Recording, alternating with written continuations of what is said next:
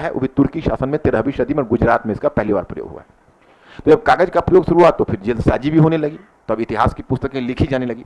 तो आप देखोगे कि सल्तनत काल में हमारे पास पढ़ने के लिए बहुत सारे ऐतिहासिक ग्रंथ मौजूद हैं। ये बड़ा सबल पक्ष है। तबकाते जो आप देखते हो कि हसन निजामी के ताजुल मासिर से लेकर याहिया बिन अहमद सरहिंदी के तारीख मुबारक शाही तक लिखा गया, उसको कहा जाता था तवारीख। उस ऐतिहासिक ग्रंथ को कहा जाता था तवारीख। अब अगर हम आपको प्रश्न पूछ दें कि सल्तनत काल के अध्ययन में तवारीख के योगदान का आलोचनात्मक परीक्षण कीजिए, तब आप क्या करेंगे? तवारीख का तो महत्व बताएंगे, क्योंकि ये बने बनाए ऐतिहासिक ग्रंथ हैं। इनके विषय में एक समकालीन लेखक के द्वारा किसी शासक के जीवन से संबंधित घटनाओं के बारे में लिखा गया है, तो ये प्लस पॉइंट या माइनस है? प्लस है। बताइए, इसका कुछ माइनस एस्पेक्ट हो सकता है क्या? कौन कौन बताएगा? नहीं, इसका माइनस एस्पेक्ट, इसकी सीमा क्या हो सकती है? ये तो अच्छी बात है कि एक समकालीन लेखक के द्वारा एक शासक के बारे में लिखा गया, विस्तार से उसका वर्णन किया गया, और लेखक भी उसी युग का है, घटना भी उसी युग में घटित हो रही है। बहुत सारे लेखन का आंखों देखा हाल आपको मिलेगा। अमीर खुसरो ने रणथंबोर अभियान के समय एकदम प्रत्यक्षदर्शी के रूप में जौहर प्रथा को देखा है, और बहुत सारे तथाकथित इतिहासकार उन्होंने शासक को एकम्पनी किया है युद्ध मैदान तक, उनके दरबार में रहे हैं, और फिर उनकी घटनाओं को निकट से देखा है और लिखा है। लेकिन अगर आलोचनात्मक परीक्षण करना होगा तो उसकी कुछ सीमाएं भी होगी क्या? कौन कौन सीमा के बारे में बताएंगे? बाकी लोग क्यों नहीं बता रहे हो? इसका मतलब है तुम लोग की आलोचनात्मक दृष्टि अभी तक विकसित नहीं हुई। क्यों नहीं विकसित हुई? ये तो साफ दिख रहा है। प्रथम, तवारीख दरबार की सच्चाई को बता रहा है। वो दरबारी लेखक है, जनसामान्य पर उसकी निगाह कम है। उसका निगाह पैलेस और राज दरबार पर है, और राज दरबार से जुड़ी घटनाओं को लिखने में विशेष दिलचस्पी लेता है। दूसरा, यह लेखन निष्पक्ष नहीं है। या तो किसी सुल्तान की चाटुकारिता की गई है या सुल्तान का विरोध किया गया है। दोनों एग्जाम्पल दे दो। चाटुकारिता का उदाहरण अमीर खुसरो है, जो सभी सुल्तान के पक्ष में एक एक कृति लिखी, लेकिन चाटुकारिता की हद कर दी है। उदाहरण भी दे सकते हो, वो जो खिज्र खान है, उसका विवाह जबरन देवल देवी से करा दिया गया, और अमीर खुसरो ने चाटुकारिता में एक रचना भी लिख दी, आशिका, और उसको प्रेम संबंध बताने का प्रयास किया। और दूसरा एग्जाम्पल है पूर्वाग्रह का, जो बर्नी इस्लामी और इब्न बतूता का लेखन, जो मोहम्मद बिन तुगलक को एक पागल सुल्तान के रूप में चित्रित कर रहा है। तो ऐसे बने बनाए ऐतिहासिक ग्रंथों के अपने खतरे हैं, इसलिए उन्हें अन्य स्रोतों से भी काउंटर बैलेंस करने की जरूरत है। इस पर निगाह क्यों नहीं गई थी तुम लोगों की? पढ़ा नहीं था क्या? तो फिर क्यों नहीं निगाह गई थी? ये कैसे? देखो, हम ये नहीं कहते पढ़ा हो या ना पढ़ा हो, अब तो अनुमान से तुम लोग को पकड़ लेना चाहिए कितना पढ़ा हुआ तुम पर। तुम क्लास 7वां का एनसीईआरटी खोलो तो उसमें भी तुमको तवारीख का लिमिटेशंस दिया हुआ है। जाओ 7वां कक्षा 7th कक्षा की एनसीईआरटी पढ़ो, वहां भी तवारीख का लिमिटेशंस दिया हुआ। अब दूसरा आता है मलफूजात। मलफूजात का मतलब कितने कितने लोग बताएंगे? एक बात बताओ, आज के बाद तुम लोग जिंदगी में हमसे पूछने मत आना कि सर कौन सी पुस्तक पढ़ो। तुम लोग बहुत मक्कार हो, पुस्तक का नाम पूछ लेते हो, पढ़ते नहीं हो। अरे तुम लोग मलफूजात का मतलब नहीं समझो। 2013 में मलफूजात क्वेश्चन पूछा है, कौन कौन बताएगा? अभी जो पहला वाला चैप्टर है, चैप्टर को पढ़ना था ना। क्या हम क्या बोले थे? बाद में मतलब क्या? इतिहास समाप्त होने के बाद क्या? बाद का मतलब तो यही मैंने बताया ना कि आज तुम्हारा लास्ट क्लास है, तो यहाँ पर तो डिस्कशन होगा। ये आसान सी चीज, तो हमने सोचा कि लास्ट में बताएंगे तो तुम लोगों को तब तक बहुत कुछ समझ में आ जाएगा, शुरू में नहीं समझ में आता। अब आज तो तुम समझ रहे हो कि बने बनाए इतिहास के क्या खतरे होते हैं, कैसे मोहम्मद बिन तुगलक के बारे में गलत से चित्र खींचा है। मलफूजात कहते हैं सूफी साहित्य को। तो पहले क्या था कि पहले देखो, इसमें मैंने लिख कर दिया है, आज तुम लोग जाके पढ़ोगे इसको। तो आज क्या क्या पढ़ोगे ये बताओ? आज मुगल मत पढ़ना, मुगल तो मैं कल शुरू करूंगा तो पढ़ूंगा। आज तुम लोग विजयनगर पढ़ लेना जो मैंने स्पेसिफाई किया है, और दूसरा इसको पढ़ लेना। देखो मलफूजात, अब ये मलफूजात में देखो हमने क्या इसको कवर किया है, कैसे कि मलफूजात को मलफूज ग्रंथ के नाम से भी जाना जाता है। इसमें सूफी संतों, पीर तथा शेखों के उपदेश संकलित हैं। 13वीं सदी में इन संतों की वाणी को संकलित किया गया तथा उन्हें अन्य संतों एवं उनके अनुयायियों के द्वारा स्वीकृति मिली। अब कहोगे भाई संत लेखक के बारे में क्यों बता रहे हैं, आगे इसकी गुत्थी खुलेगी। उत्तरी भारत में मलफूजात ग्रंथ 13वीं सदी के लोकप्रिय साहित्य का प्रतिनिधित्व करते थे तथा इनका व्यापक महत्व था। इन मलफूजात ग्रंथों में फवाद उल फुवाद का एक महत्वपूर्ण ग्रंथ है, फवाद उल फुवाद। यह एक लेखक हसन सिद्दी दिहलवी के द्वारा लिखी गई है। यह निजामुद्दीन औलिया का शिष्य था।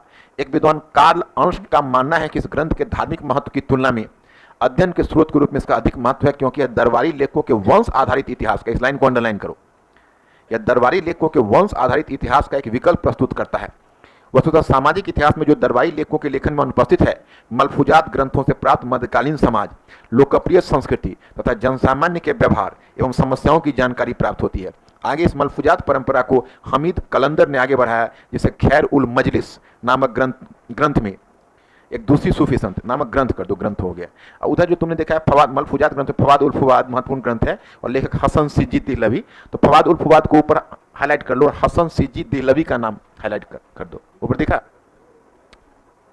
ऊपर फवाद उल फवाद था ना और हसन सिज्जी, ये सब नाम को याद करना पड़ेगा तुम्हें। और नीचे एक दूसरा नाम आ गया हमीद कलंदर और खैरुल मजलिस, तो उसको जनसामान्य का व्यवहार और समस्याओं की जानकारी प्राप्त होती है। आगे इस मलफूजात परंपरा को हमीद कलंदर ने आगे बढ़ाया, जिसने खैर उल मजलिस नामक ग्रंथों में एक दूसरी सूफी संत नासिरुद्दीन चिरागे देहलवी की वार्ताओं का संकलन प्रस्तुत किया है।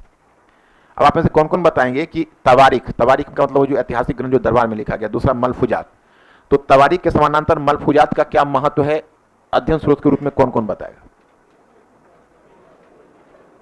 क्या, क्यों ध्यान नहीं जाता है, क्या दिक्कत है? जैसे तवारीख एक ग्रंथ है, अध्ययन स्रोत, समझते हो ना, तो अध्ययन स्रोत के रूप में तवारीख की बात करते, तो उसके समानांतर मलफूजात का महत्व तवारीख से ज्यादा क्यों बता रहे हो?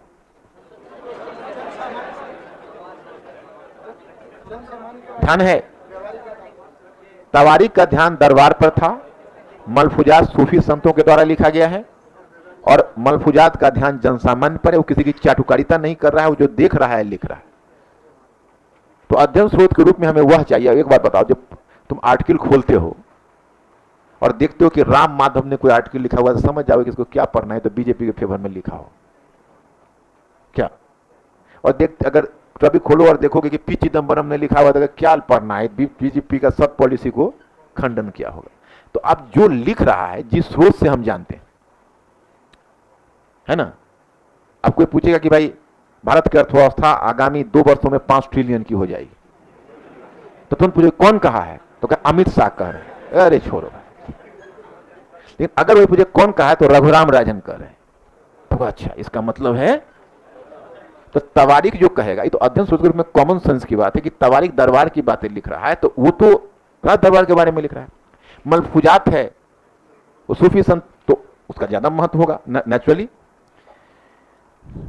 इस प्रकार मलफूजात ग्रंथ के नायक तवारीख जैसे ग्रंथों के नायक से अलग है। मलफूजात के नायक महान सूफी संत तथा ये ग्रंथ सुल्तान एवं दरबारी संस्कृति से कोसों दूर हैं।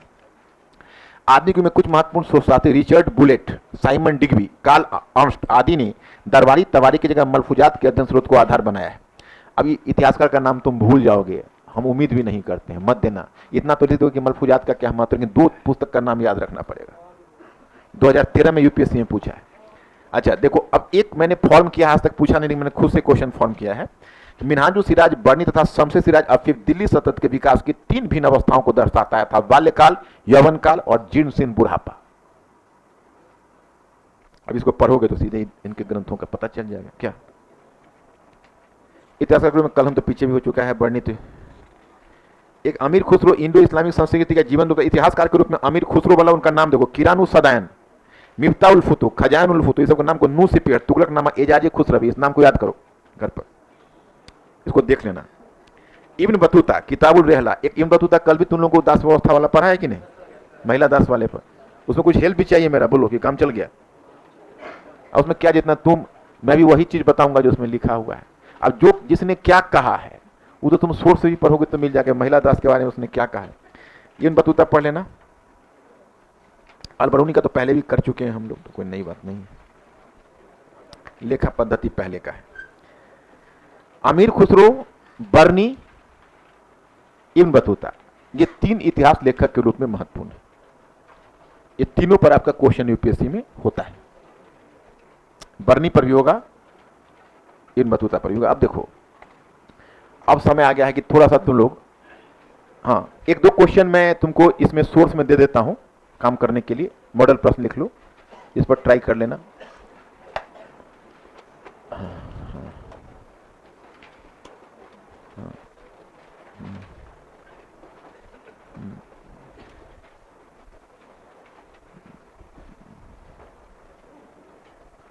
ठीक है। हाँ हाँ, सल्तनत काल के इतिहास के अध्ययन के, हाँ, सल्तनत काल के इतिहास के अध्ययन स्रोत के रूप में, सल्तनत काल के इतिहास के अध्ययन स्रोत के रूप में,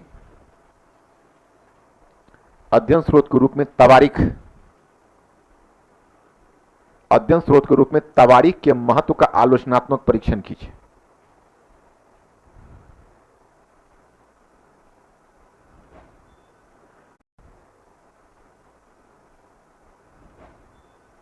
तवारीख के महत्व का आलोचनात्मक परीक्षण कीजिए।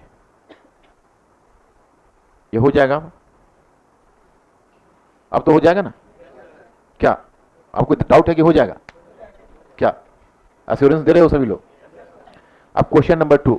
हाँ हाँ, क्वेश्चन नंबर 2। हाँ हाँ पूजा, हाँ पूजा,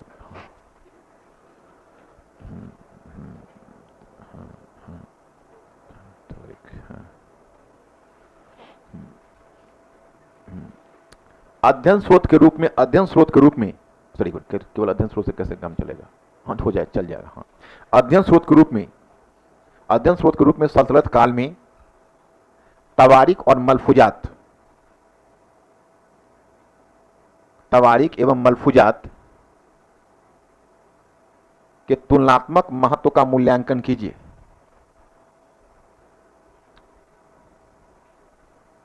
मलफूजात के तुलनात्मक महत्व का मूल्यांकन कीजिए।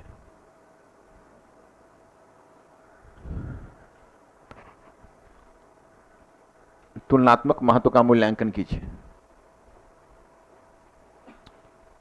अब एक चीज बताओ, दूसरा वाला जो क्वेश्चन है ये होगा, इसमें तुम लोग एक गलती कर जाओगे, पहले ही सावधान कर देता हूं।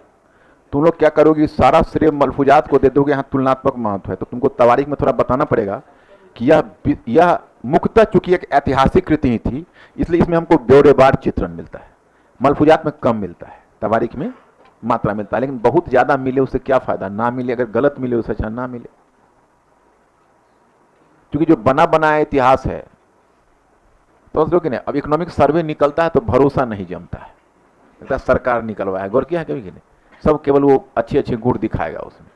या जब बजट की घोषणा वित्त मंत्री करता है और सरकार का जब समीक्षा आती है तो लगता है कि नहीं, थोड़ा सा अपोजिशन का भी सुने, थोड़ा सा अर्थशास्त्री का सुने, क्योंकि सरकार जो बोलेगा वो तो केवल अच्छा ही अच्छा बोलेगा। तवारीख जो बोलेगा वो तो फेवर में ही बोलेगा या फिर पूर्वाग्रह से ग्रस्त होकर बोलेंगे। मलफूजात, चूंकि मलफूजात का की प्रधानता इतिहास लिखना नहीं है, वो तो अपना नेचुरल कोर्स में किसी सूफी संत के बारे में लिख रहा है, तो कॉमन पीपल उसकी निगाह चली जाती है, उसको लिख डालता है, तो ज्यादा न्यूट्रल वर्णन है।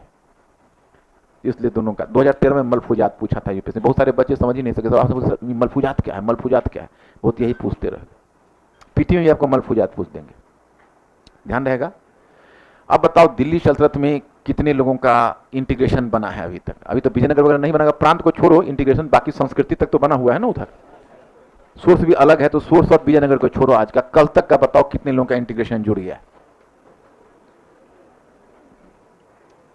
अब राजनीतिक से तुमने शुरू किया तो पश्चिम एशिया, अरब क्षेत्र से आए, यात्रा चल रही है कि नहीं? उधर तुम अरब क्षेत्र से पश्चिम एशिया आए, ईरान गए, मध्य एशिया, तुर्क का आगमन हुआ, वहां से तुर्कों का भारत में, एक मिनट रुक जाना, तुर्कों का भारत में, हिंदुस्तान में आगमन हुआ, फिर पहले गजनी साम्राज्य, फिर गोरी देखा, और गोरी का गोरी राज्य की स्थापना, फिर इलवरी वंश, इलवरी वंश आपको याद है, उस पर क्वेश्चन नहीं, इलवरी वंश में आपको इल्तुतमिश पर, रजिया पर और बलबन पर, ये तीनों को डिटेल्स में पढ़ना था। मेरी वजह से अभी बैग समेटना बंद करो, जो जहां स्टैंड स्टिल रहो, हाथ तो उठाते नहीं, शर्म आती नहीं, अपना सामान पैक कर रहे हैं, कहां जाओगे सामान पैक करके? केवल बगल बगल में यही मुंह चुरा के और भागने से सिविल सेवा होगी। भारत का सबसे बड़े एग्जाम के लिए पढ़ते हो और इस तरह का मनोवृत्ति रखोगे तो कैसे होगा सिलेक्शन? हाँ बोलो, बहुत अच्छा उपाय है, मैं पूछूं से पहले तुम ही पूछ दो, मेरे उलझाने का बहुत बढ़िया तरीका है, सारा तुम्हारा हम गेम प्लान समझ गए। हाँ क्या, किसका विघटन हुआ? हाँ हाँ हाँ हाँ,